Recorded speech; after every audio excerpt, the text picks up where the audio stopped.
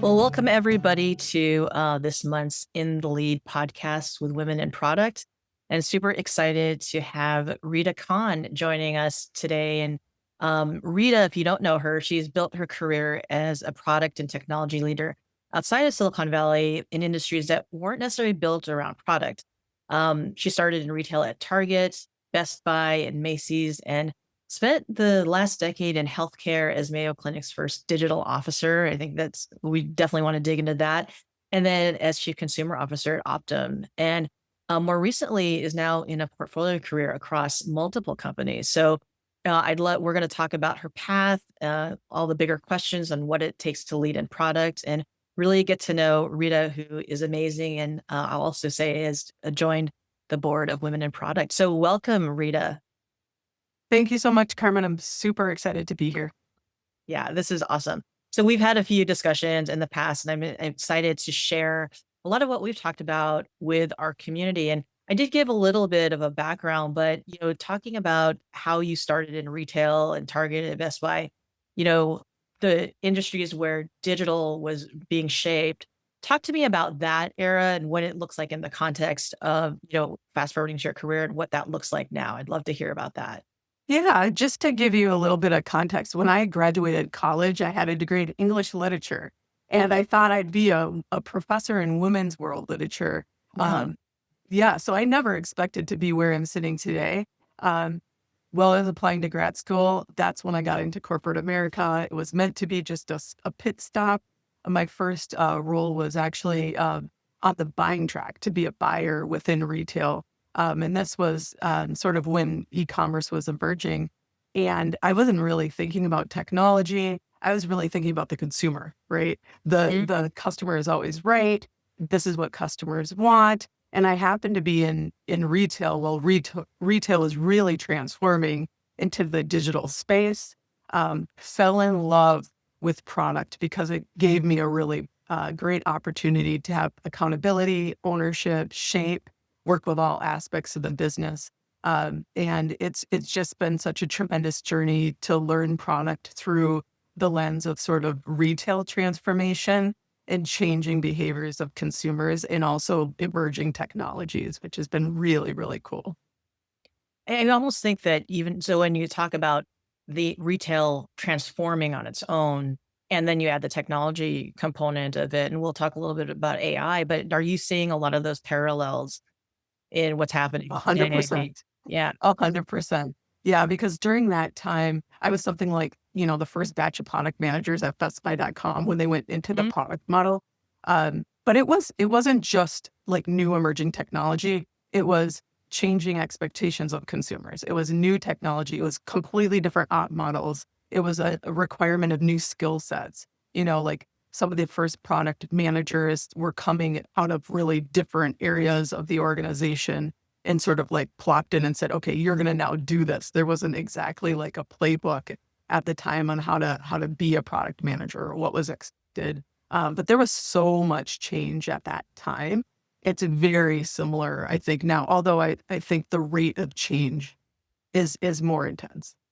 Definitely. And so, like, coming in and your intention is really knowing the consumer and um, being coming from the business side and then going into product. What was that like for you? I know that, I also grew up in the time where product management was still being, in a way, being defined and it was still very bleeding edge. Can you talk to me about that time and how did you learn and what were the environments like? And I know that that's something from history from the past, but especially as we look at, you know, skill sets and jumping into what does it mean to be a product leader today, I'm really interested in how you approach that, back in the day.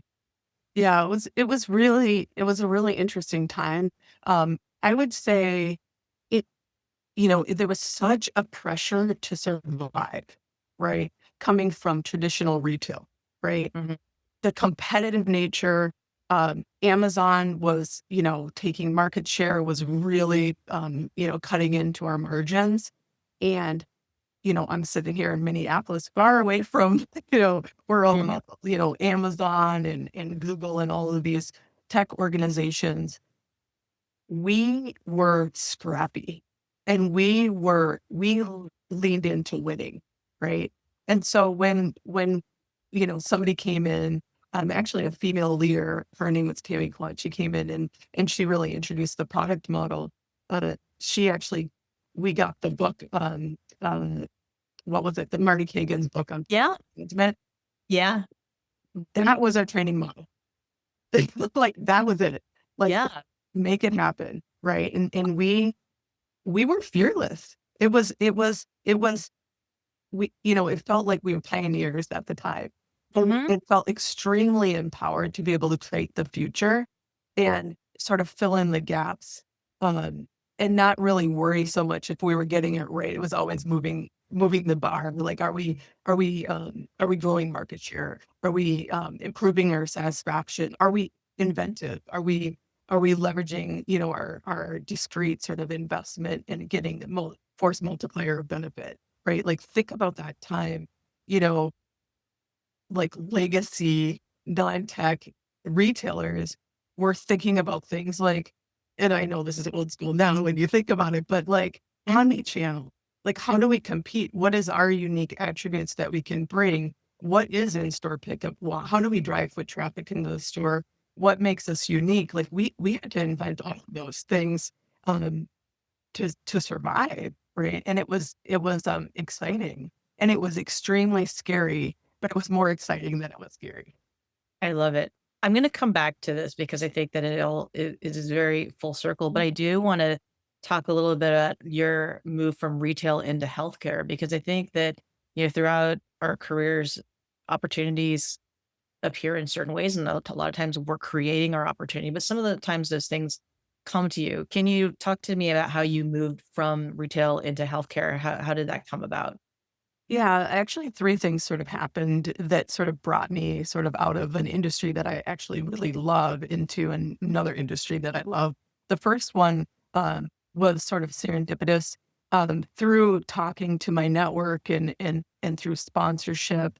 I was building relationships with people within retail, leaders across the Twin Cities, some Minnesota area, and one of those leaders actually went into healthcare, and I never worked for him, but he reached back out to talk to Mm. me, to tell me about an opportunity. So the first lesson is like, you never know where your opportunities are gonna come from those 15-minute conversations that you have or jobs that you don't take or interviews that don't work out. You never know what's gonna happen with that. The second area was when I was sitting at Best Buy. I remember the Affordable Care Act came out, so that's Obamacare. Mhm. And I remember when all of those online sort of, registration sort of shopping sites for insurance came up, they were not great.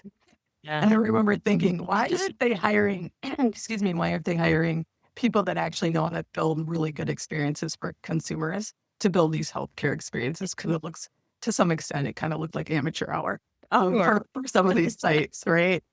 So I wasn't really thinking about moving to healthcare, but I was intrigued by the experience and how far behind it was for patient experience.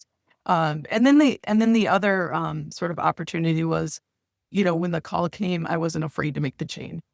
Right. Oh, I okay. said, "Hey, I this is completely different. I don't know anything about, regulated industry, but I do care about the human experience and healthcare matters to everybody." And I was really drawn to the mission. So those were the three reasons why I got into healthcare.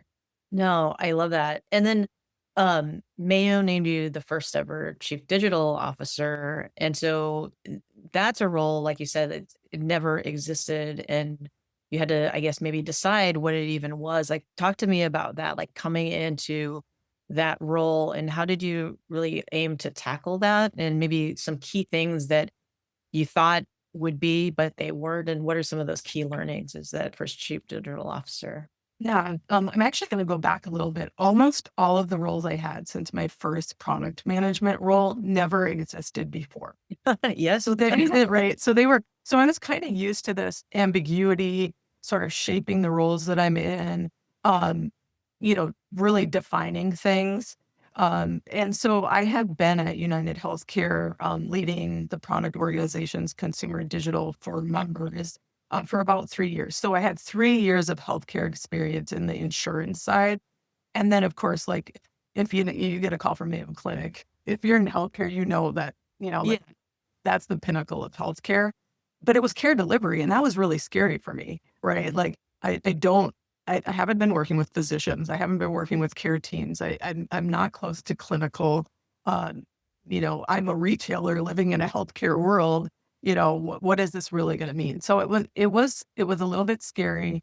Um, but I was like, I really think I can make an impact in this role and help define, what does a digital strategy look like? What does a product organization look like? How does a data and analytics strategy fit into the overall enterprise business strategy and also support what we're trying to do in our digital products? As well as how do we start to enable AI solutions within the organization? So luckily, I had a great team that I was working with at Mayo. I was paired with one thing I love about Mayo Clinic is they pair um, uh, sort of business leaders with a physician partner. So it's paired Okay. with a surgeon, Dr. Leibovich, and could really co-create a strategy for the organization. And there wasn't really a playbook to build off of. It was really trying to say, how do we translate that business strategy into a world-class digital strategy? And unlike most technology companies that, the period that you're really planning for is short. You're trying to get proof points, right, and learn. Mayo Clinic plans in 10-year tranches. Wow.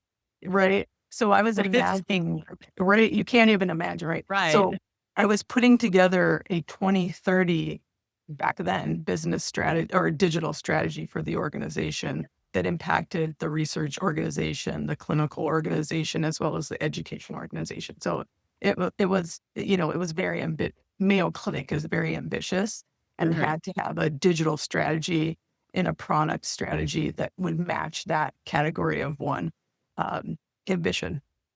I mean, and the way you talk about it, it sounds like super collaborative and having a setup that's like that. But what were like the key challenges? Because I think that a lot of folks, when you go into sort of non-tech where there isn't product and it's bringing you think about it as bringing the business along with you to have to, whether it's evangelize or like educate or like in order to drive towards that Mhm. digital strategy, but have the empathy towards like what is that actual business? And I hear a lot of folks saying that when organizations are hiring, they want subject matter experts and not Mhm. necessarily, the big picture. But what are your thoughts on that? And like how like when you really get down to it, what were the key challenges, things you had to overcome in that collaboration? Yeah, I do think a lot of healthcare organizations are attracted to hiring people outside of the industry because they know, and this is specifically around like patient experience, Mhm. because they know that healthcare doesn't necessarily compete with, all of the other consumer experiences that are out there. So they Mm. really try to bring outside perspectives in. But then the challenges begin, right? So if you don't necessarily understand the complexity of healthcare, one of the challenges or risks coming in is being kind of overly confident that you can solve some of these problems. Like, why can't you just, make a retail like experience? Why can't you Sure. just make shopping for your healthcare just like shopping for anything? And you quickly learn that the regulation, the complexity, the fragmentation of the system, the legacy backend infrastructure, uh, the the cultural challenges are all really difficult to navigate if you don't come in with the right mindset that it is a transformation and you're actually a change agent. You're not just coming to build like really cool apps or whatever. Right. Mhm. You have to bring a whole organization along and you have to adapt to the culture of the organization. I came from hard driving retail turnaround, um, UnitedHeath Group, which is a fantastic, financially driven organization and mission driven organization, to an organization like a Mayo Clinic, where the needs of the patient come first. I was coming in hot, like Right. we're not gonna do this, we're gonna do that, we're gonna watch this, and really had to slow down and say, what are the actual needs of the patient? We're not measuring utilization, we're measuring health outcomes. Right. Yeah. Years to measure, Mhm. right? Um, what is physician burnout? like how am I contributing to that? How is the team contributing that? So it is challenging getting used to the culture and understanding, you know, how are we measuring success? Um, what does collaboration look like? Managing risk differently. I mean, in retail, let's put it out there, test it. Right. Like, and you get immediate recognition whether it not the sales there, like people are buying it or it's not buying it, right? When you push something out, you know, in a healthcare environment, there could be real consequences to Mm. that. If someone can't access their doctor, that's a non-starter, right? Um, Um, so it's an adjustment, but the impact is so the impact outweighs sort of some of mhm. the challenges, right? It's worth the challenge. No, that makes a lot of sense because I think that when we think about launching products and building products and product teams, it always comes back to how do you measure it? And, coming from, search marketplaces, like engagement, those types of things, we're all familiar with those types of metrics. But to your point, when you're looking at health outcomes, how do you find the balance, with your organization? And because like you said, you almost have to slow down. Like how are the maybe in the ways of measurement and what is success for like a healthcare company like Mayo is very different versus what, United might say as well. So I think my question is like when you're looking at measurements and like adapting to the culture, like what is your North Star as far as like adapting and getting folks to where you need to go to achieve that outcome? Yeah. So first of all, I think, you know, unlike other industries, typically the pinnacle of measurement is, you know, satisfaction and financial, sure, right? Oftentimes in healthcare, the buyer isn't the same as the user. Mhm. So the financial measurements they're not necessarily great indicators, you know, of whether or not your product is successful, right? You've got Mhm. a B2B customer and then you've got an end user completely separate. Yeah. Um, right. So we do have we have our financial metrics are really important, but we really pay attention to what are the user experience metrics. And then we have our long tail, like over time, really measuring health outcomes, which is not easy to do.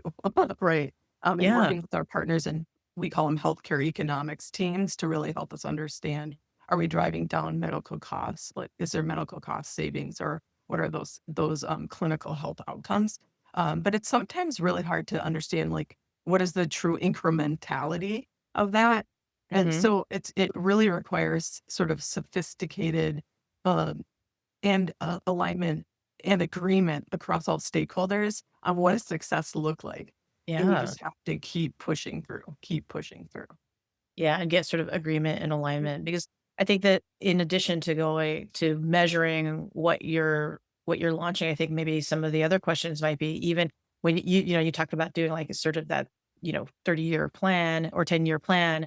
Um, how do you ship something that's real when you can't move fast and break things? And when you talk about your early stage where it's scrappy, like just we're gonna go try stuff, we're gonna make it happen, you make it build, and then you come into another space where the problem to solve is the nature of it is different, the measurements are different. Like, how do you take that from your own self knowing how to ship fast and break things, but now you're in an environment where, there's a lot more as far as in regulated industries in thinking about the customer. How do you sort of rationalize all of that? Yeah, so the risk tolerance is clearly very different.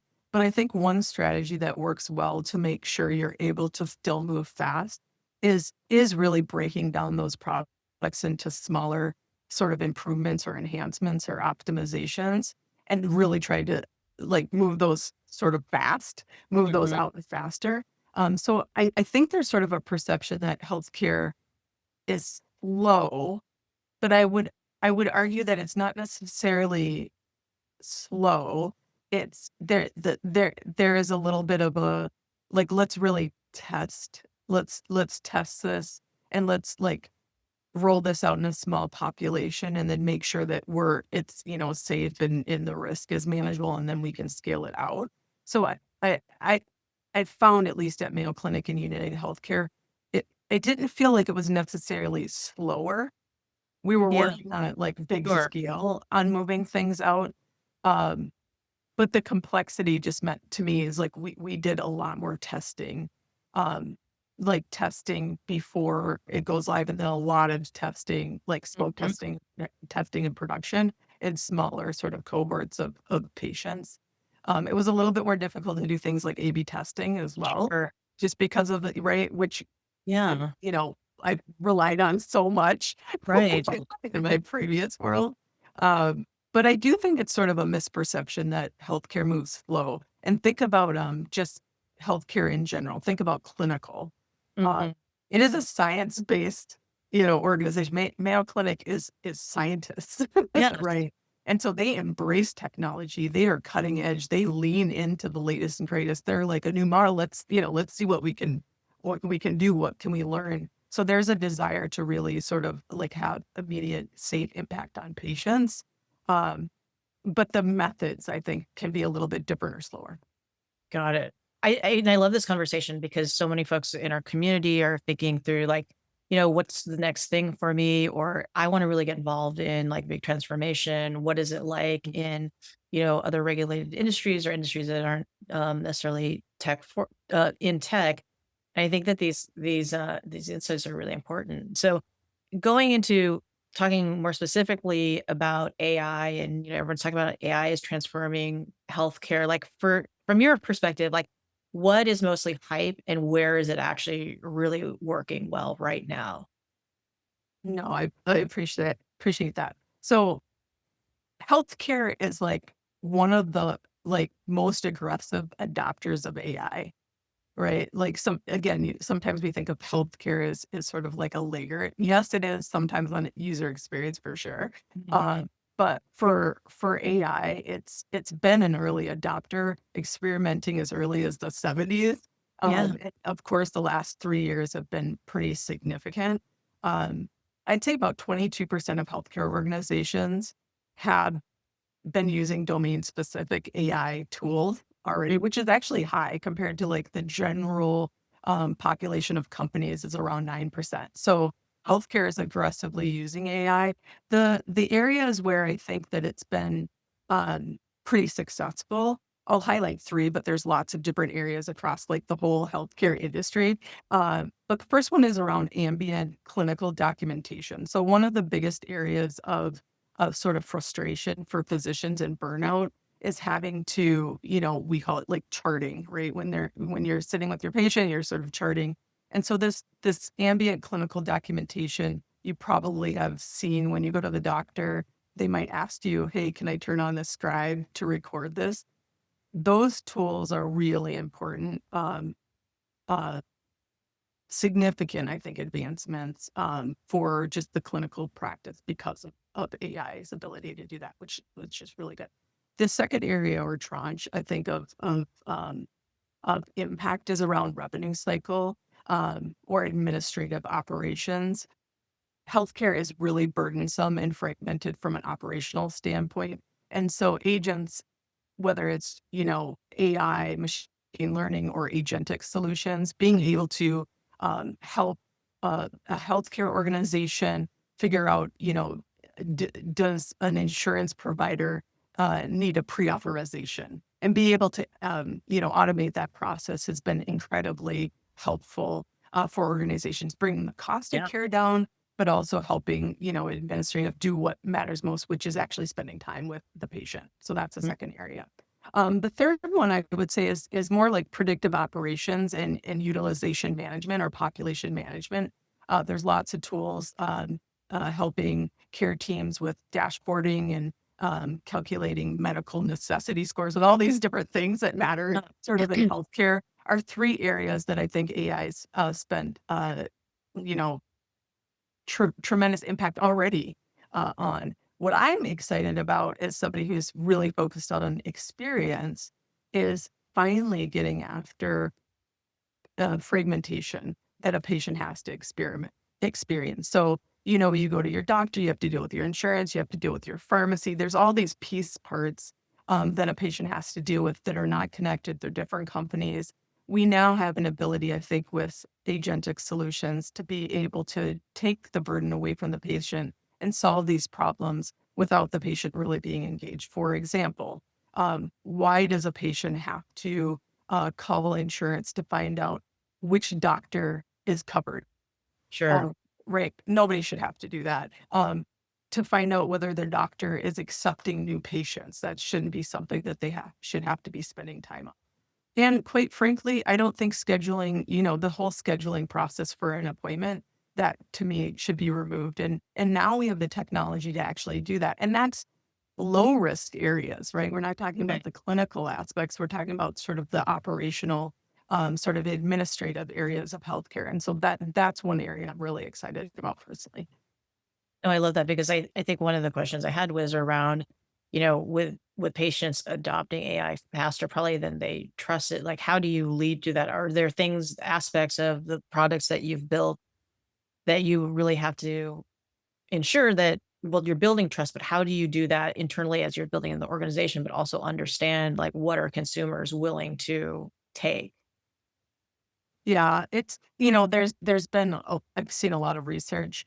A lot of consumers expect the same experience in healthcare that they get in every other aspect of their life, Sure. but they do expect that their data to be handled in a very trusted way and a lot more transparency.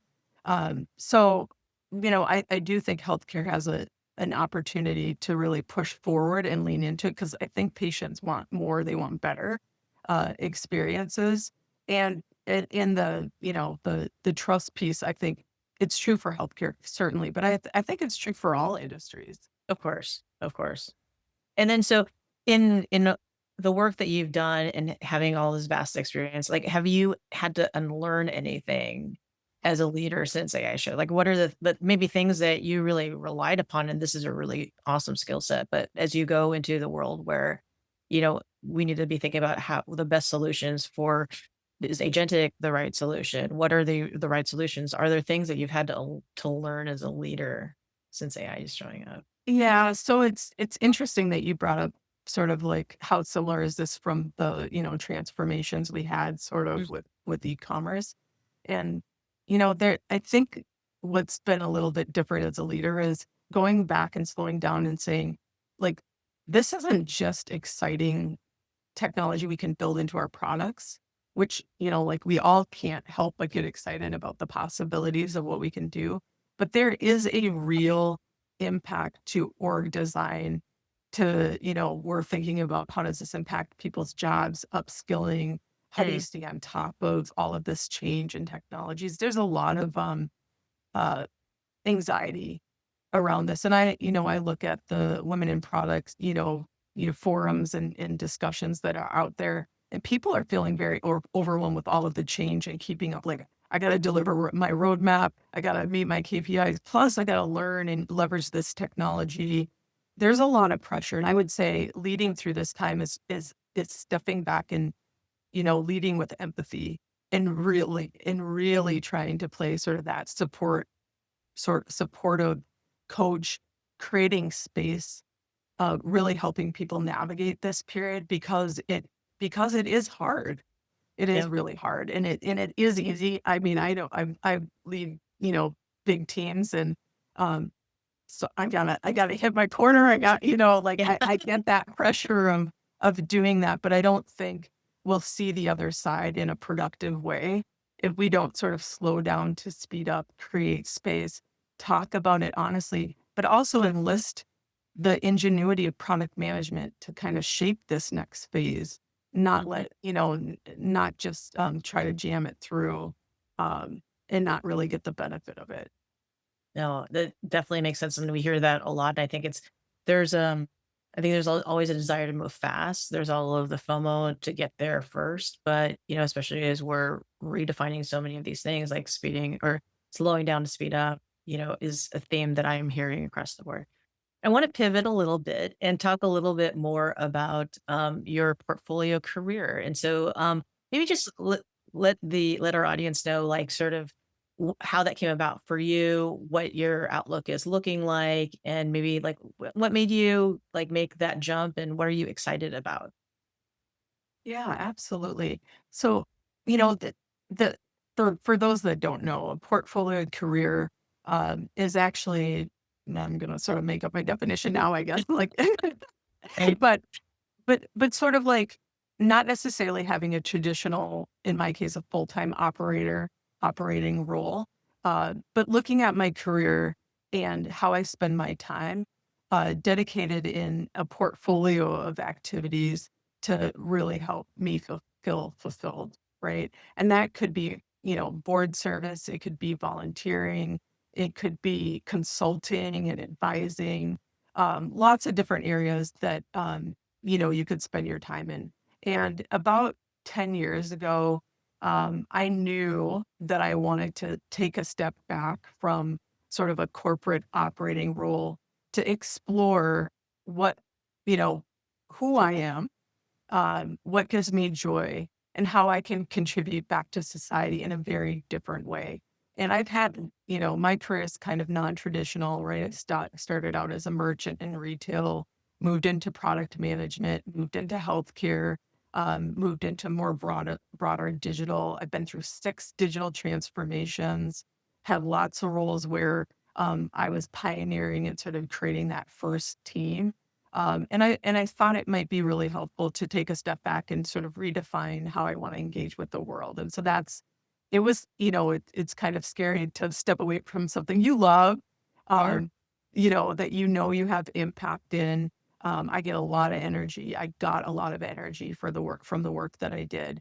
But it was really important for me to see and explore other ways I can contribute to the world. And I would say I've kind of in my mind, I felt like I did a lot of hands-on sort of primary transformations. And I'm in a place where I actually want to teach and guide others. I And love. thought this would be a really good time to explore that.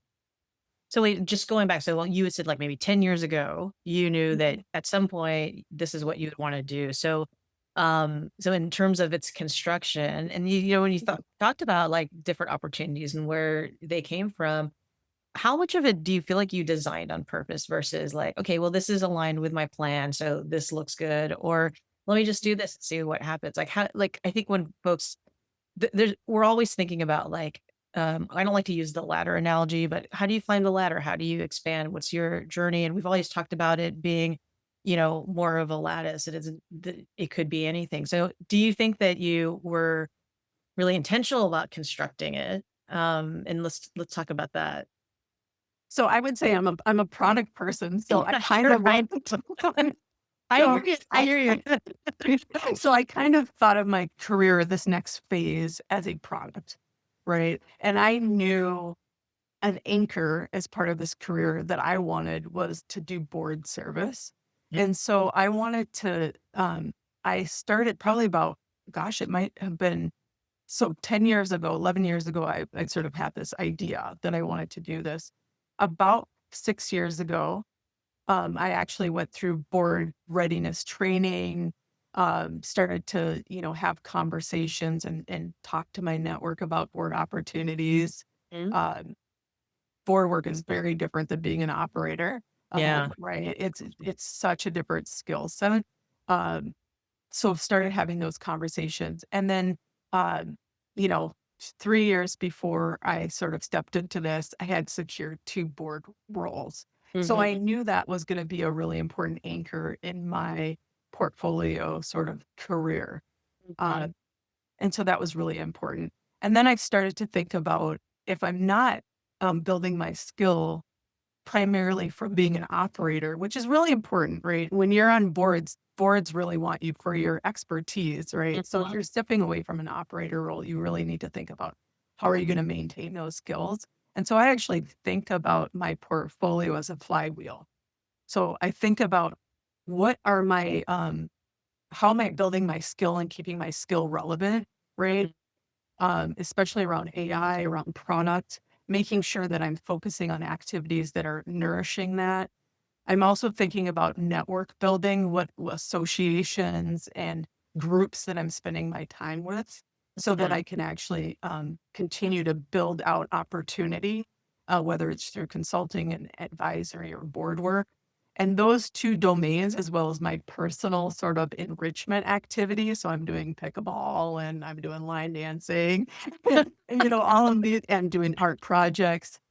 Those three spaces, right? My skill building, my network building, and my personal enrichment is really feeding into sort of my board work, which creates this like portfolio of opportunity. And that's kind of how I've approached this phase of my life. I'm pretty new. I'm only a couple months deep into this experience, busier than I ever thought I would be.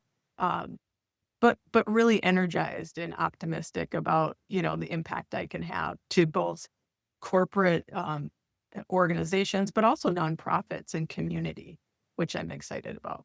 No, I love that you touch upon a couple different themes. Like, first of all, it's super energizing. Like at Women in Product, I think we really like strive to ensure that women in the product field are thriving, that they're growing, that they're supported because it's hard. Like we've talked about all the themes of being scrappy and being in the space of survival and have to go through so much transformation. And a lot of times we're the folks who have to steer the ship or get folks on board. And that's a lot of work. And so when you talk about too, your portfolio also being your whole self, I think that that's also something that is really important to talk about now with so much, the intensity, and we had talked about exponential change in the way things are happening, that if I'd love to get your thoughts on this, that if even, like, as women, I think it's for everyone, that we're not handling our whole selves, that it's gonna be really challenging to be able to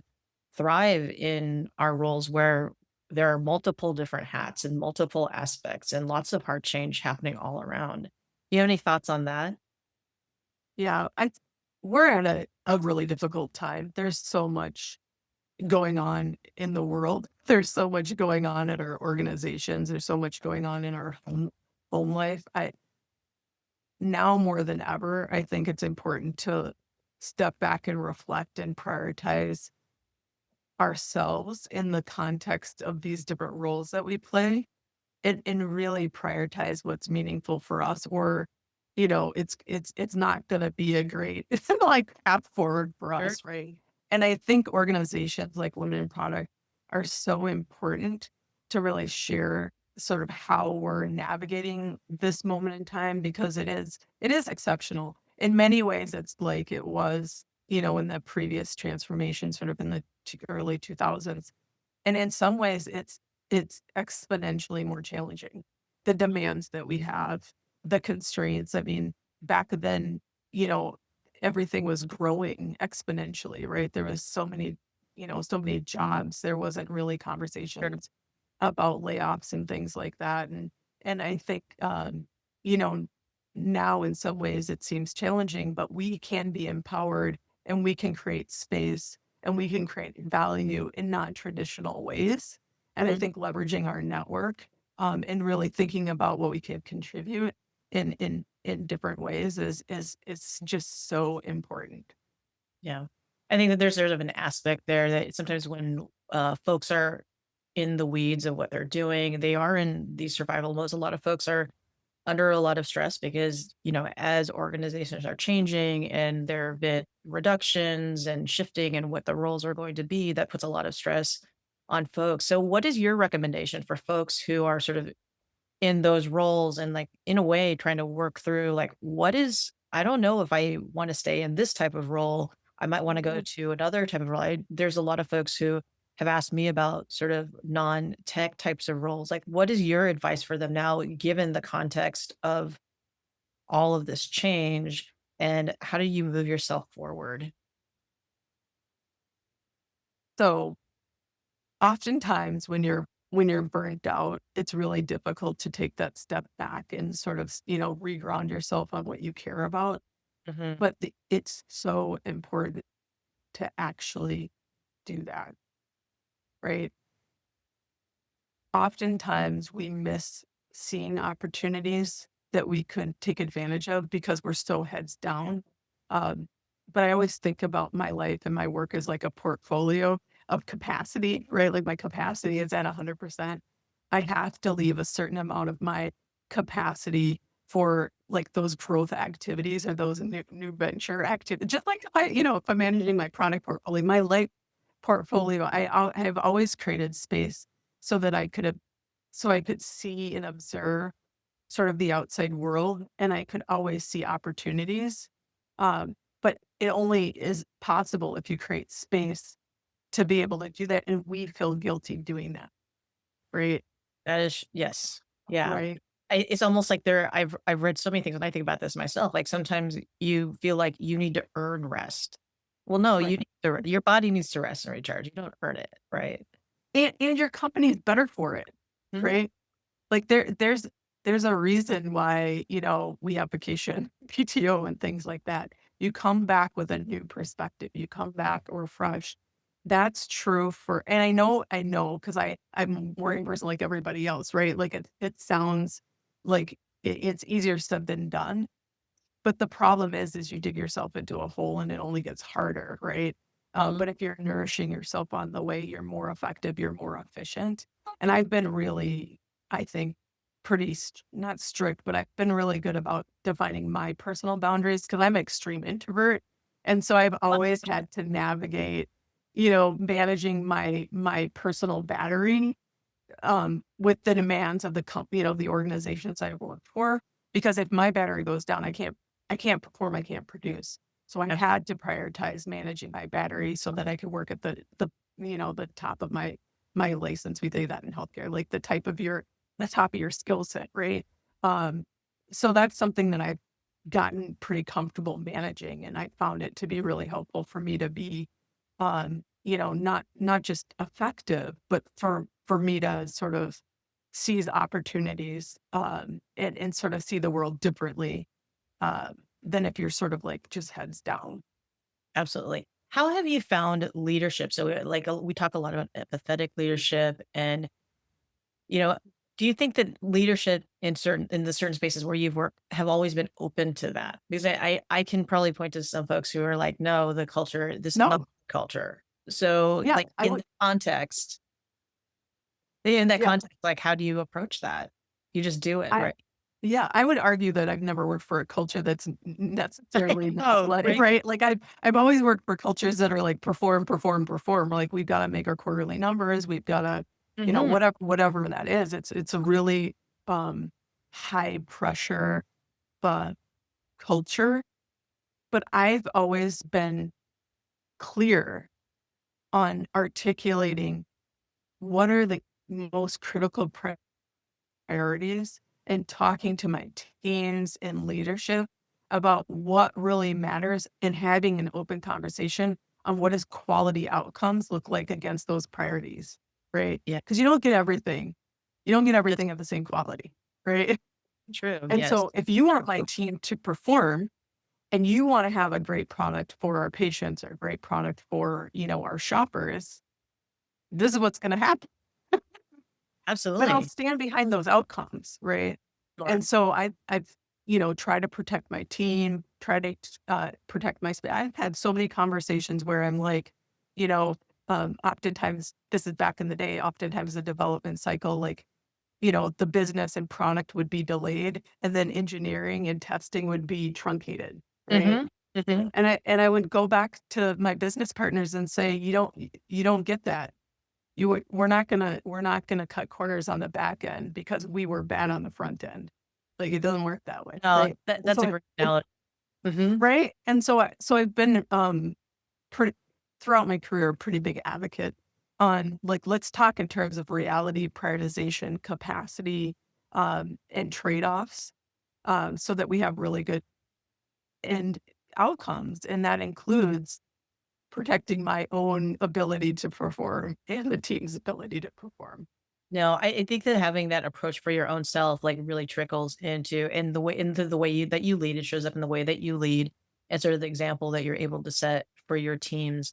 And one of the things I did want to touch upon is that, when we're talking about like AI and some of the biggest leadership openings for women in decades, I think. But if we look at some of the tech roles that women are in, it seems like that it's dropping from some of the stats. And with lots of layoffs hitting, like, many women, I think AI is not going to close the gap or necessarily widen the gap, but it might like really magnify the choices that leaders make. So, what are your thoughts on that with adoption, jumping in? Like what recommendations do you have for like women in product? Yeah, I'm an optimist about AI, but I do know that this could really create disparities. We've made a lot of progress. Uh, we still have a long way to go in terms of our participation in the spaces that we operate in product. Uh, if we don't lean in and shape, I think we're going to lose ground. And Yeah. I do think, in some ways I see disproportionate like impact for some of these layoffs. I do think it's a great opportunity for some, depending on, what people are passionate about, to go in and not be afraid to start your own thing, Yeah. to have your own gig and really contribute. But if you're in these corporate environments or these tech organizations, it's really important that we lean into it and we shape it and we really are honest about what we think can can it can be, right? And not just sort of oftentimes we're sort of I'm speaking, in the conversations I have, Sure. oftentimes it's happening to us, right? Hmm. But we're product people. We Yeah. we shape product. So in our roles, are we leaning in and are we helping to define what the future can be, not beyond the widget we're building, but how we see our business transforming and put ourselves into that conversation. Because the thing is, nobody knows. Nobody's Sure. going to have a better Right. answer, right? Yeah. So And fear is not going to help. fear's not gonna help, and it also, again, it's bleeding edge. It's like defining it and getting in there and like really building the courage. I have 2 questions. I know there's so many things to chat about, so I'm really loving this. I think that when you seem to show so much like courage in the way that you sort of attack things, and you're like you've said, like you were open to new things. Where do you think that came from? Oh my God, that's such a hard question. Okay, well, you I've always been curious. I've always been sorry. curious, and I think that oftentimes the jobs that scare me the most are the ones that I know I should take. I get that. I get that. Because I think that, it is a lot of the themes around, like it's around courage because a lot of times I think, especially as women, we get in the way of ourselves, whether it's a fear of something, but then and almost like fear of failure. But at the same time, look at it like that. And I used to look at it like that, but when you fail, you're learning. And it's almost like when you're in those positions where like even now there's no right way to do things. So the ability to get out there, put yourself out there, learn, maybe fail and learn at some point you're gonna get it and you'll be further ahead at that point. So I love that. Well, there was one piece of feedback or advice I got that changed because again, I'm an introvert. So like I'm not always in the meeting like the first to speak or to really advocate for myself and things like that. But the advice I got or feedback I got was, Rita, we've hired you for your voice. So when you're quiet, we're not getting our money's worth. And it kind of liberated me to say, like, you know, my unique point of view is the expectation. I don't have to be like everybody else. I don't have to sort of be the Me Too person. Let me put my voice out there. Let me make sure they get their money's worth while I'm here. And it really liberated me. I absolutely. Y I think when you are in a role, you are there because for you. It's you like, you don't have to earn it back. You've already earned it. You don't have to turn it back. There and you take it. So I love that. That's right. So one question, what about mentors? Like, has there been a mentor or sponsor in your career that you really look to that's helped you in your career? I have been so blessed that I've had a lot of mentors along the way and even probably more important, I've had a lot of sponsors and oftentimes sponsors that I didn't even know were my sponsors.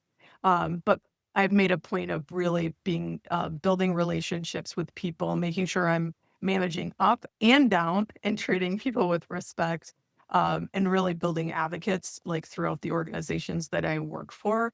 And I would say when I moved into healthcare, it was because someone sponsored me based off of an interaction and word of mouth on how I, engage with people and teams in a respectful and empowered way. that really built that sponsorship. And so, I do think everyone should be thinking about, what is their sponsorship strategy, right? How are they engaging with sponsors? Because it can make a difference in the trajectory of your career. It really can. Yeah, I love that. And then, maybe a final question. What with AI are you excited about for your own self? Not necessarily career-wise, not necessarily in your service, but it could be that, but anything that is related to your own self that you're excited about. I so like dedicated to the transformation of healthcare. I have to go with the healthcare one, like, and double down on what I said before. I believe that the majority of things that patients have to do, in terms of administrative activities or even managing their conditions, should be automated for them so that they can focus on hope and healing and caring, for their loved ones. Like, most of the things that people do create anxiety and stress, and it can be solved with a lot of the tools that we have now, which is super exciting to me. Sure. I really, really love that mission. Well, thank you so much for walking us through your career and your experiences. I think so many great insights for folks who don't know a lot about like healthcare and non-tech, um, your journey, as well as really, I think, getting to know you as well. I probably can go on and on, but any final remarks for our audience before we close off? I would just say the time is now. Lean into this new frontier. I think we all are shapers. That's our gift. We can shape things, and I don't think small. Think bigger, and what your imprint could be at this phase, um, because it can be quite exciting. Amazing. Thank you so much, Rita, for joining us on In the Lead. Thank you.